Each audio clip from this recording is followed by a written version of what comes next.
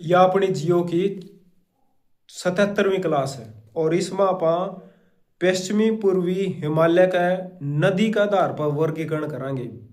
पश्चिम से लेकर पूर्व तक हिमालय का नदी का आधार पर वर्गीकरण। और यो काम कराया था सर सिडनी बर्नार्ड ने।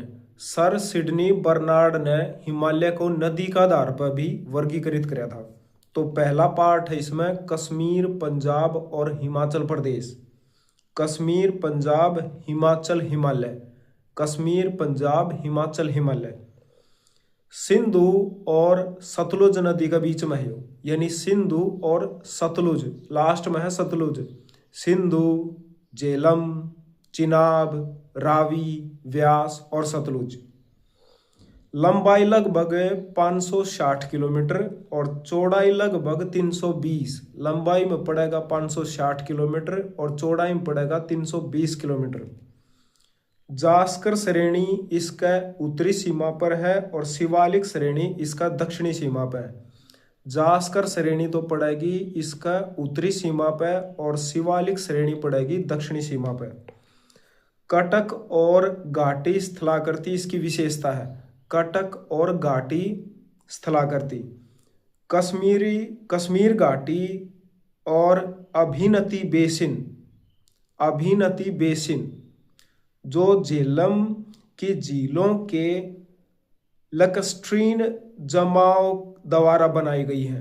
यानी झेलम के जो झीलों के लैक्स्ट्रीन जमाव के कारण, इस लैक्स्ट्रीन जमाव के कारण जो केरवा है उत्केसर उगाया जा है, जो कि पुलवामा तक लेके पंपोर तक फैल रहा है। पुलवामा तक लेके पंपोर तक।